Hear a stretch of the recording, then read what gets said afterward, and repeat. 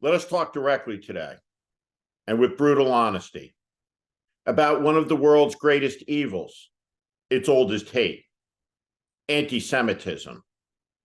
It is a virus that is alive and well in 2023 America. All across America and around the world, Jews are scared. They are fearful. They feel that they are being hunted and pursued. What they feel is the tentacles of hatred reaching out again in the open towards them. Jewish Americans should not live in fear in the United States of America. So let us talk directly about the disgrace of Elon Musk. Let us talk about the richest man in the world for what he is. He is an anti-Semite. That is totally clear. He has shown all of us who he is. And let's say something up front about America's manned spaceflight program, which has become outrageously and utterly dependent on the whims of one man, Elon Musk, the anti-Semite. Elon Musk has ambitions to bring humanity off of the earth and into the heavens to settle another planet. Let's cancel that. Let's keep the anti-Semitism grounded here on earth. Maybe someday there'll be a better, more worthy generation, morally prepared for the exploration of other planets, that they can put forward humanity's best foot, not its worst. Elon Musk is an unreliable partner for the United States government, and that partnership must be brought to an end. Elon Musk is the pinnacle of the military-industrial complex that Dwight Eisenhower warned about, that the United States government is ensnared in a relationship with this anti-Semite is unacceptable, and it must end immediately. There is a simplicity in so much of the media coverage. Here's the thing about Adolf Hitler and Henry Ford. Henry Ford didn't have an Adolf Hitler portrait behind his desk, but Adolf Hitler had a Henry Ford portrait behind his.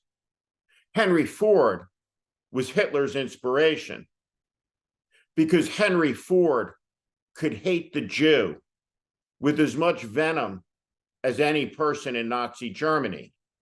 Jew hatred is not a Nazi characteristic. It's a human characteristic.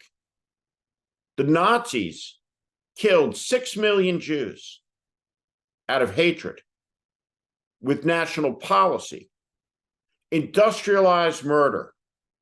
They built thousands of camps to exterminate a race of people, the only surviving peoples from human antiquity. And they almost succeeded.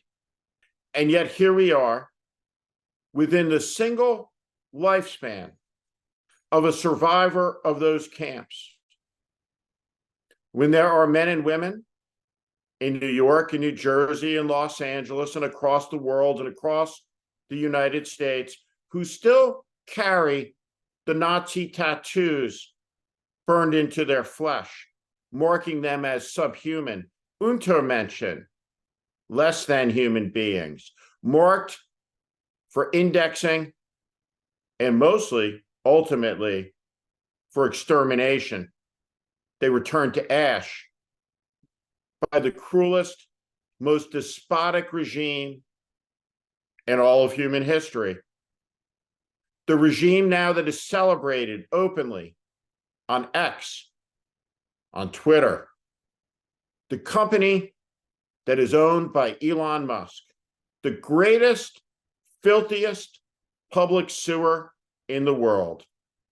Some will say, we can't know if Elon Musk is truly an anti-Semite, because what person can truly know another man's cinderous heart?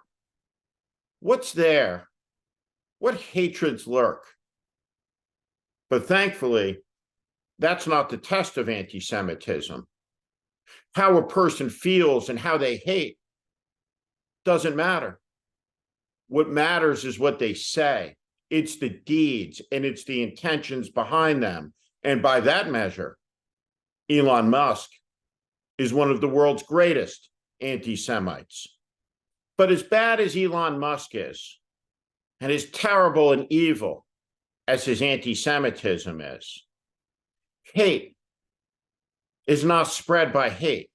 Hate is spread by indifference. So let us listen to these words, some of the most powerful that have ever been spoken in the English language about indifference by Elie Wiesel at the White House at the dawn of the millennium, so we can understand the absolute, total, and utter corruption of a woman like Linda Yaccarino. Indifference elicits no response. Indifference is not a response. Indifference is not a beginning. It is an end. And therefore, indifference is always the friend of the enemy, for it benefits the aggressor, never his victim whose pain is magnified when he or she feels forgotten.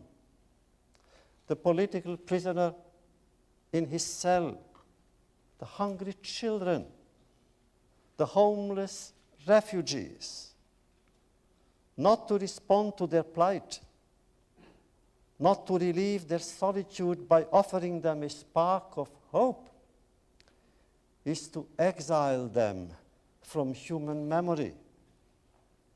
And in denying their humanity, we betray our own. Linda Yaccarino is the CEO of X. She's paid $6 million a year, $1 for every murdered Jew at Nazi hands. It's an appropriate salary for someone with so much indifference towards the hate that sprawls out under her command, while she makes millions and millions defending the indefensible. Here's Linda Yaccarino one day after Elon Musk commits publicly one of the most grotesque displays of anti-Semitism that we have seen in the 21st century that didn't end in death in the United States. Let's appreciate this moment. Here we have Elon Musk with the Chinese president being feted like a head of state himself. Here we have America's billionaire class on their feet, cheering for Xi Jinping and his concentration camps, because there is money to be made. And here we have Linda Yaccarino in defense of Elon Musk. She is no different than Kayleigh McEnany, Kellyanne Conway, Sean Spicer. She will say anything, do anything for a buck. A soulless, immoral, empty person with privilege and power in the United States. What would have happened if the St. Louis manifested itself today on American shores?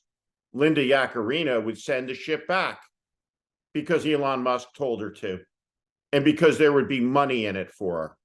The United States of America is the greatest experiment of human rights in world history. The sins of human beings, the evil they do to one another, has always been present in this country. This is a country that enslaved people and brutalized people. But then when they became liberated and free, and over time, as the moral arc bended towards justice, Americans came to understand that the content of each other's character is manifestly what is most important, in that freedom means freedom for everybody. That all men are created equal means all people, all humans made in the image of God, including Jews, including Palestinians. But this hatred that has erupted in America has erupted for a reason. It has erupted because Jews were attacked and murdered at an industrial level again, thousands in Israel, in their homes, by terrorists who butchered babies, who butchered old people, who butchered Holocaust survivors, and the world cheered. And some of those cheering are America's young people, poisoned by elite universities and dogmas and doctrines of hate that have been unresponded to or been responded to ineffectually for too long.